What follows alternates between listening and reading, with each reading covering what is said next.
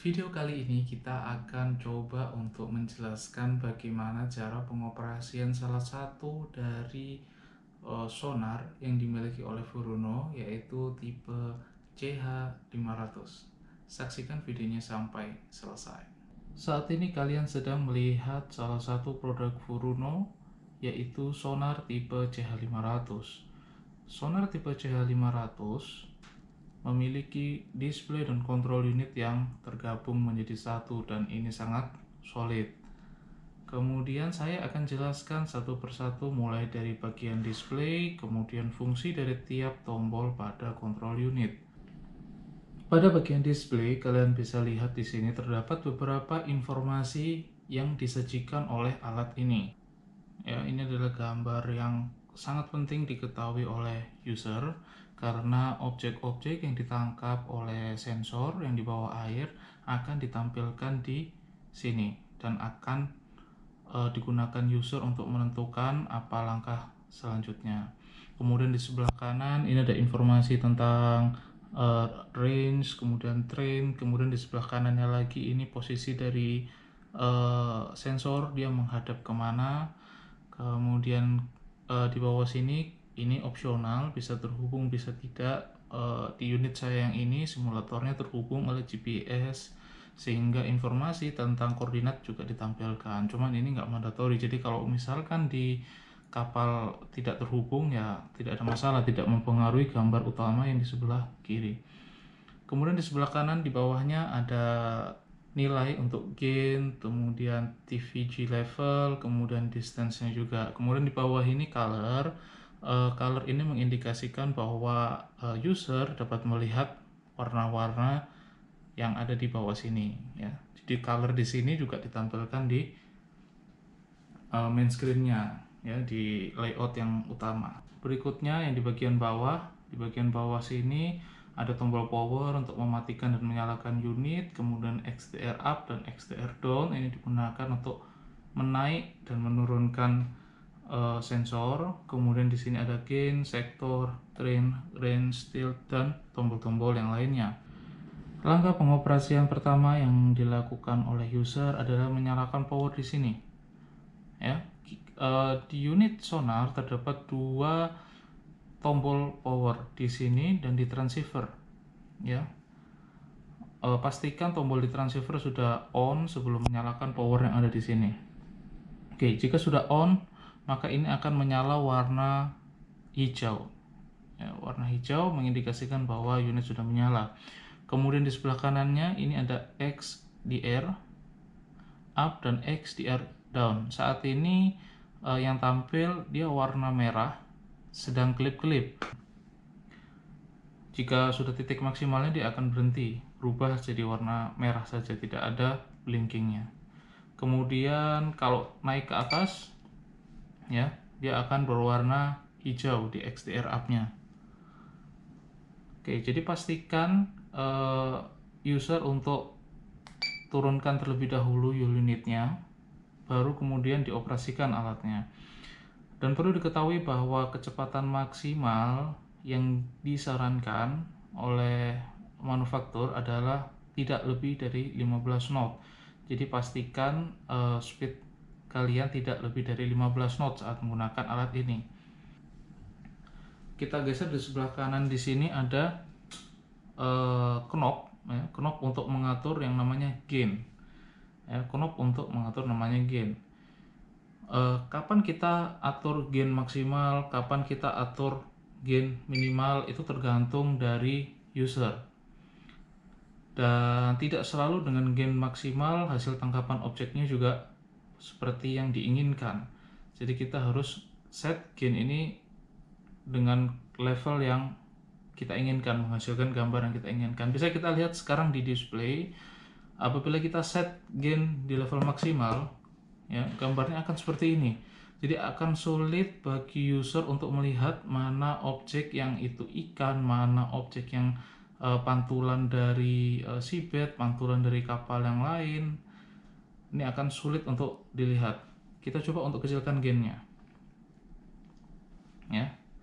Setelah kita coba untuk kecilkan gainnya, ada beberapa objek yang sudah bisa kita identifikasi. namun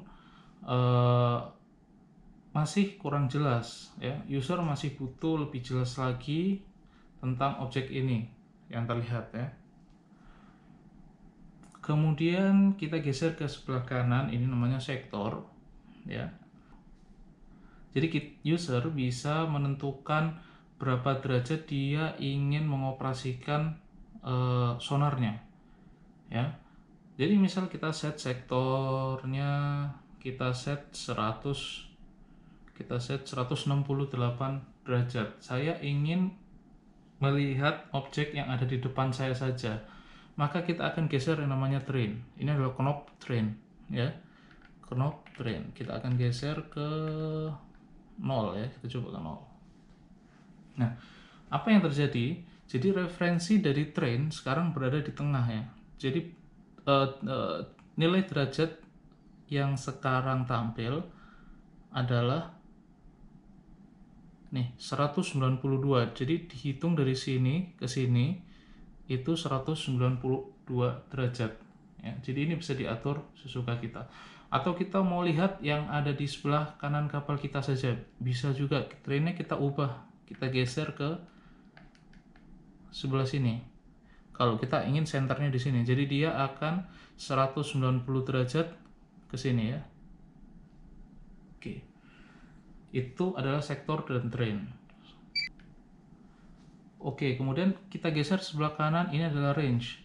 Ya, ini adalah knob untuk range. Range tentunya bisa kita atur ya, berapapun yang kita inginkan. Cuman perlu diperhatikan ya, ketika kita menggunakan range yang nilainya tinggi atau nilainya besar, saat ini kita ada di radius ada di range 500 meter nih ya. Range 500 meter. Apa yang terjadi? Karena sonar ini bekerja dengan prinsip gelombang yang dipantulkan dan gelombang yang ditangkap, tentunya semakin jauh range-nya, maka pantulan objeknya juga akan semakin lama. Ya, kemudian akibatnya apa? Akibatnya adalah sensing daripada sensor sendiri itu agak sedikit terlambat karena pantulannya butuh waktu untuk kembali direfleksikan ke sensornya. Jadi sekali lagi ini tergantung dari apa yang diinginkan oleh user ya. Kalau misalkan user ingin mencari dulu dengan range yang jauh juga ini bisa dipakai, tentunya bisa dipakai. Cuman akan sedikit lebih lambat. Saya akan berikan tipsnya bagaimana caranya dengan range yang tinggi namun sensingnya juga cepat. Oke, kita biarkan seperti ini dulu, kemudian kita lanjut ke tilt ya. Tilt itu kita lihat ada di sebelah sini ya. Saya akan coba putar knobnya. Oke, tiltnya akan saya putar. Nah, jadi saat ini radius 500 meter ini mengarah ke sebelah sana. Jadi nanti akan saya tunjukkan bagaimana bentuk dari sensornya. Jadi kalau kita arahkan ke bawah begini ya. Nah, kalau kita arahkan ke bawah begini, ini fungsinya sama seperti fish finder. Jadi dia arah tembakannya ke bawah ya, ke bawah saja. Kemudian kalau kita arahkan begini, nah kita arahkan begini, berarti arah tembakannya adalah ke depan dan berputar 360 derajat sesuai dengan yang sudah kita setting di sektornya, 336 derajat. Jadi dia akan range 500, dia akan putar sebanyak ke 360 derajat sumbu putarnya. Jadi ini tergantung dari user mana yang diinginkan ya. Mostly biasanya sebagian besar user akan diarahkan ke sini, jadi dia agak sedikit ke bawah seperti ini ya. Karena kalau kita arahkan terlalu ke atas ya, ini biasanya di sini akan noise-nya akan tinggi. Kenapa noise-nya tinggi? Karena tergantung kondisi dari ombak ya. Jadi kalau misalkan ombaknya lagi tinggi, maka pantulan gambar yang dihasilkan oleh sonar ini pantulan dari air atau bahkan dari kapal-kapal yang ada di sekitar kita. Jadi yang biasanya dipakai setahu saya adalah diarahkan agak sedikit ke bawah. Untuk display mode di bawah sini kita bisa pilih juga mana yang kita inginkan. Untuk yang tombol pertama ini horizontal, tampilannya seperti sekarang ini. Kemudian tombol yang kedua ini adalah horizontal tapi zoom ya, zoom. Jadi dia prioritasnya lebih tampil ke depan ya, Jadi yang bawah agak sedikit hilang karena dia zoom ya. Kemudian yang nomor 3 ini dia tampilannya hampir sama seperti viewfinder. Nah, kalau kita ubah trennya, maka dia akan swipe gambar dari depan ke belakang kapal. Jadi dari haluan ke buritan, haluan ke buritan. Kemudian yang terakhir ini tampilannya seperti ini ya. Sama, perlu diperhatikan juga untuk posisi daripada gambar yang ditampilkan ini diambil dari angle sebelah mana ya.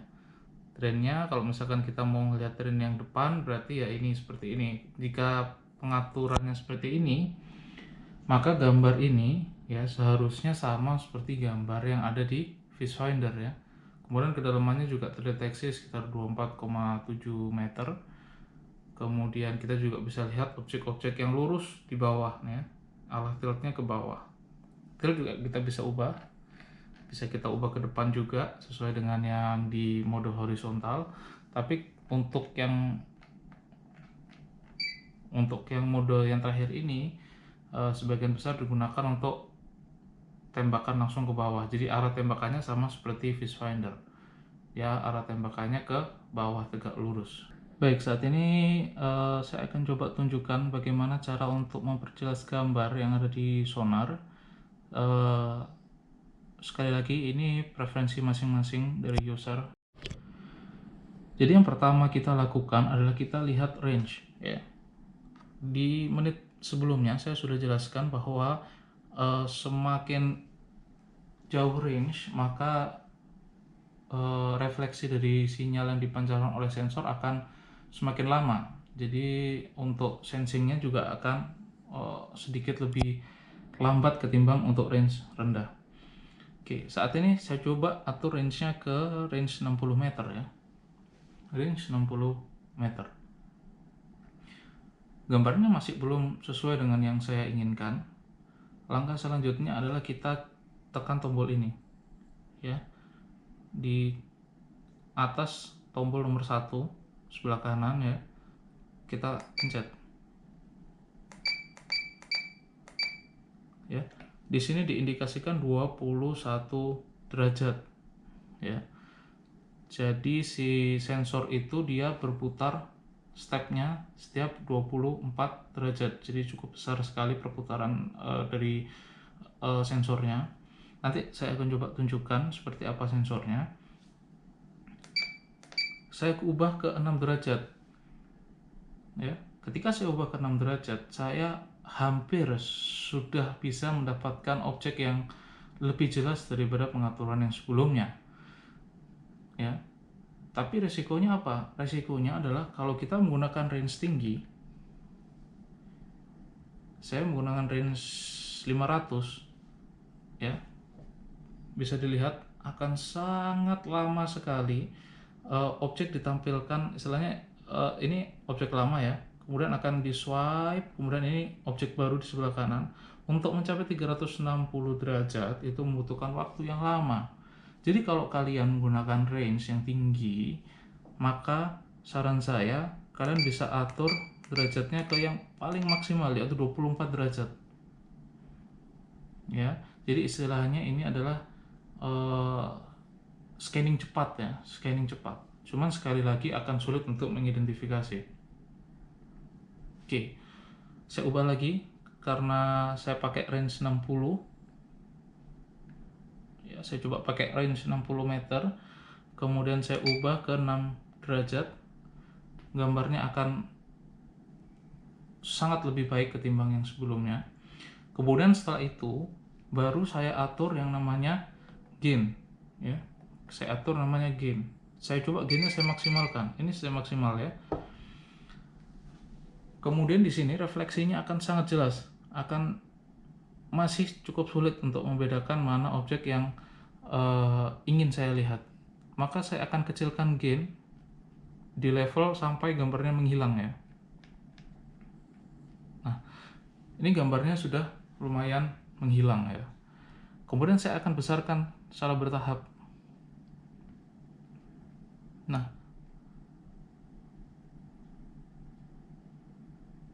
oke, setelah saya besarkan secara bertahap, kita lihat ada beberapa objek yang tampil ya, ada beberapa objek yang tampil di sebelah sini, kemudian di sebelah sini, kemudian di sebelah sini, di sebelah sini ya.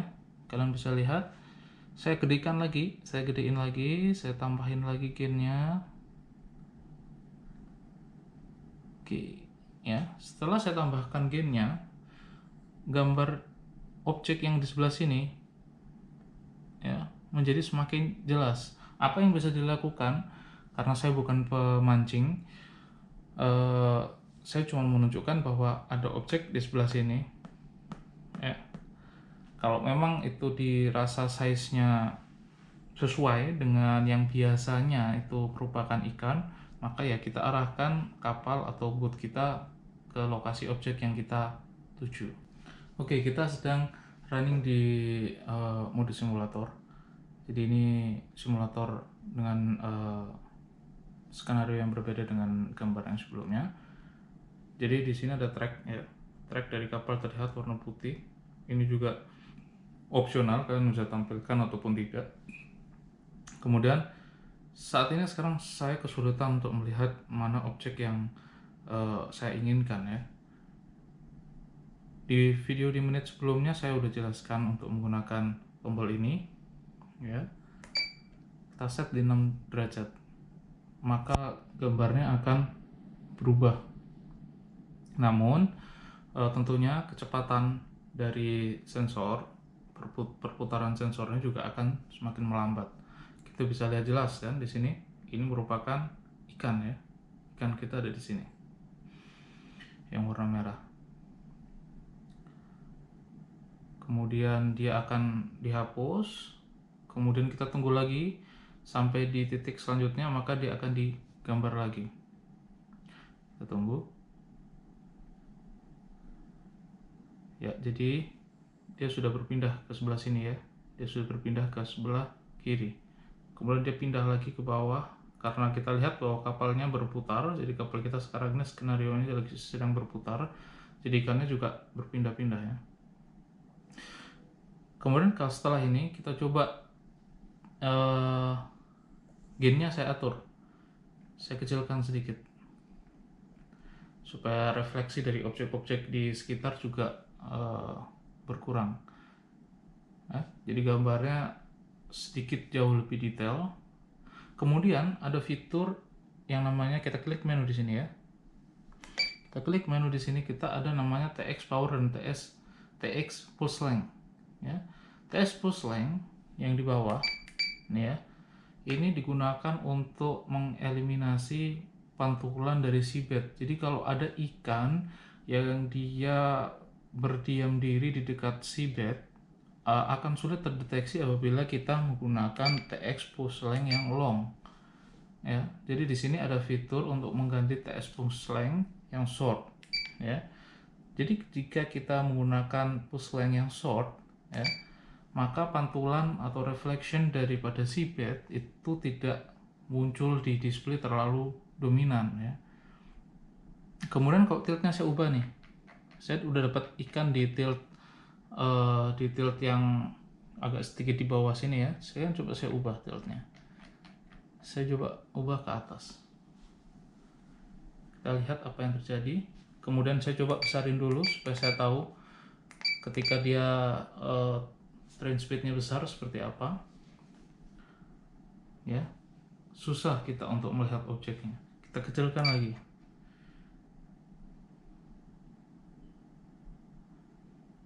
Oke ya, kita kecilkan, kita lihat apa yang terjadi. Masih susah kita melihat ya, masih susah kita melihat. Nah, kemungkinan ada di sebelah sini ya dia ya, kemungkinan ada di sebelah sini. Kemudian kita tiltnya kita turunin, jadi sensornya mukanya kita turunin agak sedikit ke bawah. Nah, sini ya.